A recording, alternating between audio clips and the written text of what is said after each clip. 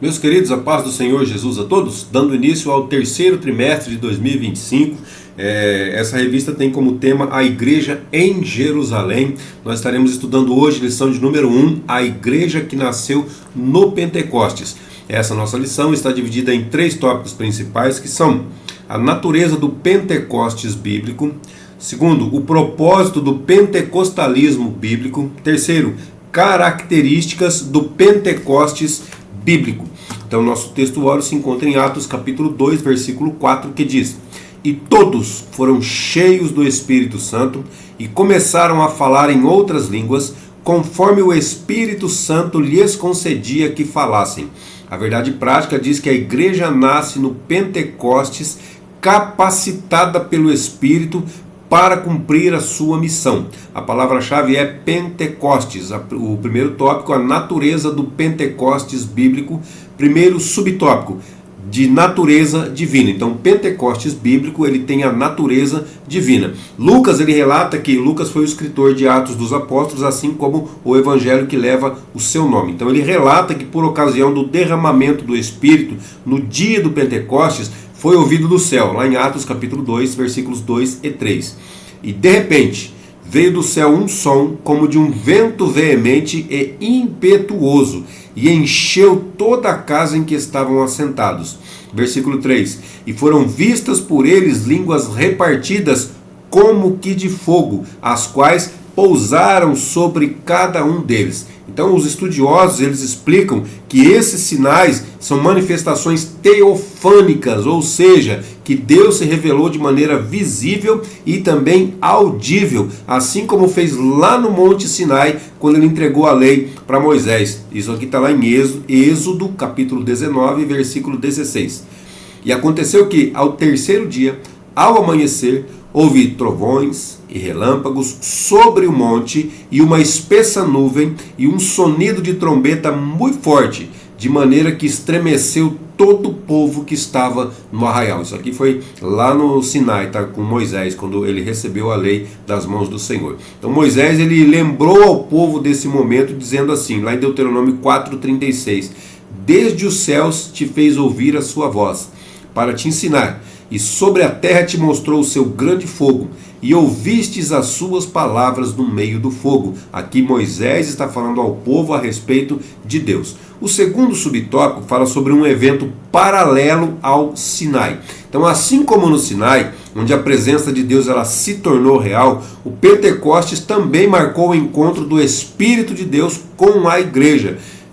No Sinai, a letra da lei foi escrita em tábuas de pedras. Deuteronômio capítulo 9, versículos 10 e 11. E o Senhor me deu as 2 tábuas de pedra, escritas com o dedo de Deus, e nelas estava escrito conforme todas aquelas palavras que o Senhor tinha falado convosco no monte, do meio do fogo, no dia da Assembleia. Versículo 11. Sucedeu, pois, que ao fim dos 40 dias e 40 noites, o Senhor me deu as 2 tábuas de pedra, as tábuas da aliança, que nós conhecemos como os 10 mandamentos. Agora, se no Sinai a letra da lei foi escrita em tábuas de pedras, no Pentecostes a palavra de Deus foi escrita nos corações. Jeremias 31, 33 já falava sobre isso. Mas esta é a aliança que farei com a casa de Israel depois daqueles dias, diz o Senhor. Porei a minha lei no seu interior, escreverei no seu coração, e eu serei o seu Deus, e eles serão o meu povo. E também, segundo aos Coríntios, capítulo 3, versículo 3, diz assim: Porque já é manifesto que vós sois a carta de Cristo, ministrada por nós e escrita, não com tinta, mas com o Espírito do Deus vivo, não em tábuas de pedra, como foi lá na lei, né? Mas nas tábuas de carne do coração. Aí vem o terceiro subtópico dizendo, centrada em Cristo e também nos tempos finais. Então, na sua pregação, no dia de Pentecostes, Pedro, o irmão Pedro, ele deixou claro que esse evento estava totalmente ligado a Jesus. O que quer dizer? Fala sobre morte, fala sobre ressurreição e também fala sobre a ascensão de Cristo. Atos capítulo 2, vamos ler alguns versículos aqui, 23, 24, 32 e 33. A este que vos foi entregue pelo determinado conselho e presciência de Deus, prendestes, crucificastes e matastes pelas mãos de injustos. 24. Ao qual Deus ressuscitou, desfazendo as dores da morte, pois não era possível que fosse retido por ela. Só até aqui. Então isso significa que, embora o Pentecostes seja uma manifestação do Espírito Santo, também ele é cristocêntrico. Sem a cruz de Cristo, o Pentecostes perderia o seu verdadeiro significado, pois não existe Pentecostes sem cruz. Além disso, Pedro explicou que o Pentecostes foi o cumprimento da profecia de Joel, lá em Joel capítulo 2, versículo 28. E há de ser que depois derramarei o meu espírito sobre toda a carne. Os vossos filhos e as vossas filhas profetizarão, os vossos velhos terão sonhos, os vossos jovens terão visões. Então Pedro, na pregação dele, ele estava explicando que aquilo que estava acontecendo naquele momento era o cumprimento da profecia de Joel, onde nós acabamos de ler aqui Joel capítulo 2, versículo 28. Então, quando Pedro usou a expressão nos últimos dias, está lá em Atos capítulo 2, versículo 17, ele mostrou que esse evento tinha um significado escatológico, ou seja, estava ligado ao plano de Deus para os tempos finais. E o resumo desse tópico diz que o Pentecostes bíblico é um evento de natureza divina, centrado em Cristo e também nos tempos finais. O segundo tópico fala sobre o propósito do Pentecostes bíblico. Primeiro subtópico, promover a verdadeira adoração. Então é isso que o Pentecostes faz. Uma das coisas que ele faz é promover a verdadeira adoração. Então as manifestações externas como som, vento ou fogo que ocorreram no Pentecostes, elas prendem realmente a nossa atenção. Contudo, porém, um dos propósitos marcantes de Jesus, um dos propósitos marcantes do Pentecostes foi promover a verdadeira adoração. Atos 2 e 11. Temos ouvido em nossas próprias línguas falar das grandezas de Deus. Então, o falar em línguas aqui era línguas conhecidas pelas pessoas, não por quem falava, mas por quem ouvia. Então, quem ouvia no seu próprio idioma materno falar das grandezas de Deus. Não é falar qualquer coisa, não é falar besteira, não é falar, não, é falar das grandezas de Deus.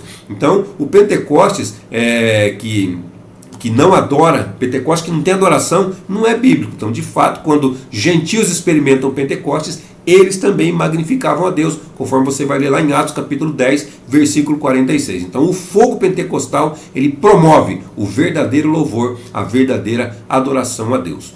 O segundo subtópico fala sobre poder para testemunhar. Então o Pentecostes, ele promove poder para testemunhar. O Pentecostes, ele tem uma dimensão que futura, escatológica, porque aconteceu antes de chegar o grande e glorioso dia do Senhor, conforme está escrito em Atos capítulo 2, versículo 20. O Pentecostes, ele não foi dado para que os crentes se isolassem, se afastassem, mas para que fossem capacitados. Capacitados para quê, Valdecir? Para testemunhar. Testemunhar de quem? Testemunhar de Jesus Cristo e também viver no mundo, viver aqui presente, até que Cristo venha buscar a tua igreja, venha arrebatar a sua igreja. Então a igreja deve aguardar também, a igreja também deve aguardar e também cumprir a sua missão. Qual que é a missão? Testemunhar. Até quando? Até o fim. Então Lucas 24, 49 diz: E eis que sobre vós envio a promessa de meu Pai. Ficai, porém, na cidade de Jerusalém, até que do alto sejais revestidos de poder. Então a missão deles a princípio era ficar em Jerusalém até que, então tem um até que, existia um limite para eles ficarem em Jerusalém. Qual que era o limite? Até que do alto fossem revestidos de poder. Aí sim eles poderiam sair e pregar a palavra do Senhor. Atos 1 e 8, diz assim: Mas recebereis o poder do Espírito Santo que há de vir sobre vós, e ser-me-eis testemunhas. Então, depois de receber o poder que haveria de vir sobre eles, eles seriam testemunhas. Aonde? Jerusalém, que era onde eles estavam, toda a Judéia, que era a região dali, Samaria, que era o outro país, que foi a divisão do Reino do Norte com o Reino do Sul, e também até os confins da terra, ou seja, o mundo inteiro. Então, de fato, é isso que acontece depois do Pentecostes, Atos 4,33. E os apóstolos davam, com grande poder, testemunho da ressurreição do Senhor Jesus, e em todos eles havia abundante graça, ou graça demasiada, graça muito grande. O resumo desse tópico diz que o propósito do Pentecostes bíblico é promover a verdadeira adoração e também capacitar os crentes para testemunhar. Então, O Pentecostes não é só para ficar cheio, falar em língua, se isolar do mundo. Não, não. É para promover verdadeira adoração. A verdadeira adoração tem que ter no Pentecostes, senão não é Pentecostes verdadeiro. O crente tem que estar preparado, capacitado para poder testificar, para poder testemunhar do Senhor Jesus, senão também não é o Pentecostes verdadeiro. Terceiro tópico, características do pentecostalismo. Pentecostalismo bíblico. Primeiro subtópico, uma experiência específica. Então, em Atos dos Apóstolos, o derramamento do Espírito no dia de Pentecostes é mostrado como o batismo no Espírito Santo. É dessa forma. Então, Atos capítulo 1, versículos 5 e 8 diz assim: porque, na verdade, João batizou com água. João está falando aqui de João Batista, que não era o nome dele, João que batiza. Então ele está falando desse João aqui, o mesmo que batizou Jesus, o que veio preparar o caminho do Senhor. Porque na verdade João batizou com água. Mas vós sereis batizados com o Espírito Santo, não muito depois destes dias. Aí vem o versículo 8, mas recebereis o poder do Espírito Santo, que há de vir sobre vós, e então ser-me-eis testemunhas, tanto em Jerusalém, como em toda a Judéia e Samaria, e também até os confins da terra. Naquele dia o Senhor Jesus batizou quase 120 pessoas no Espírito Santo. Vou arredondar o número aqui, né? Jesus batizou 120 pessoas no Espírito Santo. É certo que eles estavam reunidos ali em 500 pessoas. Demorou 10 dias para que acontecesse isso daí, porque até o 40º dia Jesus estava fazendo as suas aparições aqui na terra depois da sua ressurreição. No 40º dia Jesus foi assunto aos céus e deu essa ordem aqui para eles ficarem, para eles aguardarem em Jerusalém, até que do alto eles fossem revestidos de poder. Aí sim, eles sairiam de Jerusalém, e seriam testemunhas de Jesus em todos esses lugares aqui, Jerusalém, Judéia, Samaria e até os confins da terra. Então era para eles ficarem ali reunidos até que essa promessa se cumprisse, até que eles recebessem essa promessa. Depois eles teriam que sair e não se isolar, eles teriam que sair e pregar para o mundo inteiro. Agora, então, de 500 pessoas, os dias foram passando, 41º, 42º, da aparição do Senhor Jesus. Dia 1, dia 2, dia 3, dia 4, dia 5, dia 6 nada, dia 7 nada, dia 8 nada, dia 9 nada. Aí no 10º dia aconteceu. Como que aconteceu? De repente, quando menos se esperava, o Espírito Santo desceu sobre eles. Então, dessas quase 120 pessoas receberam o batismo no Espírito Santo. Então vale a pena esperar, vale a pena aguardar a promessa do Senhor. Ele falou, fique até que de 500 sobrou 120. Olha o prejuízo, olha a perda. Então compensa esperar, vale a pena fazer parte desse grupo seleto de quase 120 pessoas. Atos 1,15 diz assim, naqueles dias levantando-se Pedro no meio dos discípulos, só para informação aqui, né? Ora, a multidão junta era de quase 120 pessoas. Então, de 500 sobrou quase 120. Ou seja, nem 120 sobrou. Foi menos ainda, mas ele não colocou o número certo para nós aqui. Atos capítulo 2, versículo 4 também diz assim. E todos quem? Todos aqueles quase 120 que estavam lá. Todos eles foram cheios do Espírito Santo. E começaram a falar noutras línguas, conforme o Espírito lhes concedia que falassem. Então, da forma que o Espírito lhes concedia que falassem, eles falavam. Eu não falava o que eu queria, você não falava o que você queria, eles não falavam o que eles queriam. O Espírito Santo colocava palavras na mente deles e eles proferiam essas palavras no idioma que lhes era proposto, que o Espírito colocava na sua mente. Então essas pessoas, elas já eram salvas, esses quase 120 já eram salvos. Olha o que Jesus havia dito, João 15,3. Vós já estáis limpos pela palavra que vos tenho falado. Então essas pessoas, esses quase 120, já eram salvos. Aí eles receberam o revestimento de poder. Então eles já estavam vestidos com o Espírito Santo, agora foram revestidos do Espírito Santo, ou no Espírito Santo, que é o batismo no Espírito Santo, como nós conhecemos. Então, e seus nomes estavam arrolados no céu. Então essas pessoas já eram salvas, os nomes delas já estavam anotados, escritos no livro da vida ou nos céus. Lucas 10:20 vai dizer isso. Mas não vos alegreis porque se vos sujeitam os espíritos, alegrai-vos antes por estarem os vossos nomes escritos nos céus. Então os discípulos eles voltaram todos cheios de alegria, porque eles expulsavam demônios, eles curavam enfermos, mas o que eles se animaram mais foi com isso: expulsar, pelo teu nome até os demônios se sujeitam a nós. Eles estavam todos contentes por causa disso. Aí Jesus respondeu para eles: não fica alegre por causa disso, porque eles se sujeitam a vocês, mas se alegre por quê? Porque o seu nome está escrito lá no livro da vida, está escrito nos céus. Então era, portanto, ou seja, essas pessoas, esses quase 120, eles eram crentes, eram cristãos. Contudo, Jesus mandou esperar pela experiência pentecostal, isso é, o batismo no Espírito Santo. Aí Lucas 24:49 diz assim: e eis que sobre vós envio a promessa de meu Pai. Ficai, porém, na cidade de Jerusalém, até que do alto sejais revestidos de poder. Então, mais uma vez, isso aqui era para 500 pessoas. 500 pessoas estavam ali reunidas. Conforme os dias foram passando, foram diminuindo, então sobrou quase 120. Todos os que permaneceram ali receberam o batismo no Espírito Santo. O Pentecostes bíblico, ele é distinto da salvação. Salvação é uma coisa, o Pentecostes é outra. Receber o Espírito Santo é uma coisa, ser batizado no Espírito Santo é outra coisa. São coisas distintas.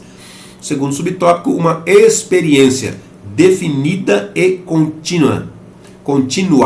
Não saiu direito, né? Como resultado do enchimento do Espírito Santo, os crentes, Atos 2:4, começaram a falar em outras línguas, conforme o Espírito Santo lhes concedia que falassem. Mais uma vez, eles falavam conforme o Espírito lhes concedia que falassem. Não era invenção deles, não era nada da cabeça deles, não, era o próprio Espírito Santo que lhes concedia essas línguas, esses idiomas, para que eles falassem.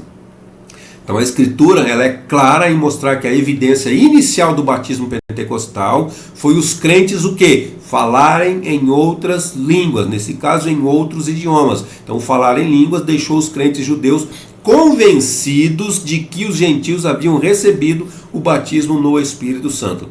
Atos capítulo 10, do 44 ao 46 diz assim: e dizendo Pedro ainda estas palavras, caiu o Espírito Santo sobre todos os que ouviam a palavra. Pedro estava pregando para gentios e o Espírito Santo caiu sobre eles.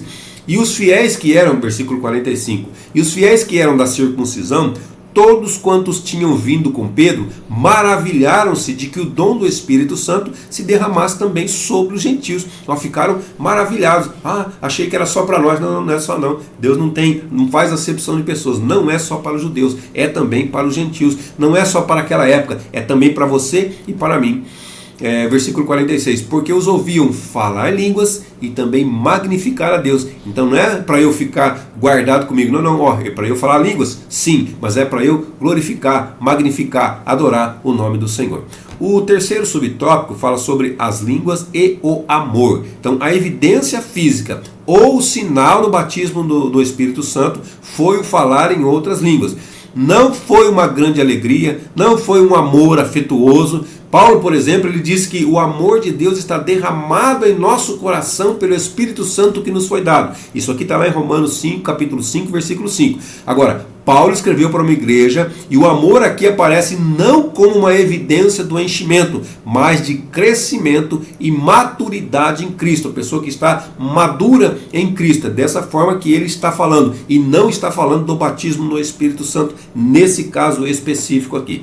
E o resumo desse tópico diz que o Pentecostes bíblico ele é caracterizado por uma experiência definida e também contínua, na qual as línguas são a evidência do enchimento do Espírito. A conclusão diz que o Pentecostes marcou o início da era da igreja. O Pentecostes marcou o início da era da igreja. Jesus, agora glorificado, batizou os crentes do Espírito Santo. Cumpriu a promessa do Pai que disse que faria. Atos 2,4. E todos foram cheios todos que irmãos? Se lembra já? Já esqueceu? Todos aqueles quase 120, não é isso? Todos eles, todos que permaneceram até o fim, todos foram cheios do Espírito Santo e começaram a falar noutras línguas, conforme o Espírito lhes concedia que falassem. Então, e o Espírito Santo ele os inseriu no corpo de Cristo. O que é o corpo de Cristo? O corpo de Cristo é a igreja. É a igreja com nome de tal, nome de tal? Não é a igreja com nome. É a igreja invisível, é a igreja que vai participar do arrebatamento do Senhor Jesus. Isso mesmo. Onde tem pessoas santas, pessoas separadas, pessoas que servem a Deus, que temem ao Senhor de coração. Essas pessoas compõem o corpo de Cristo e elas estão distribuídas em várias igrejas por aí afora.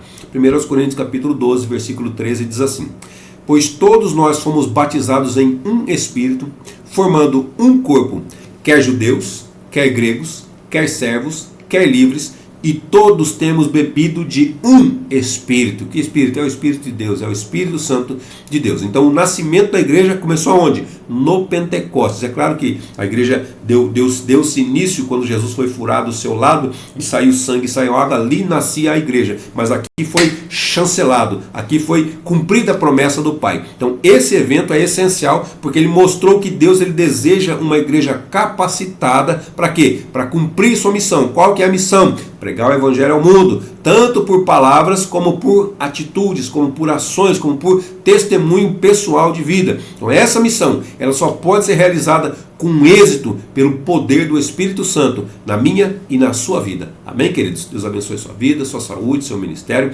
suas finanças e até a nossa próxima aula, se assim Deus nos permitir.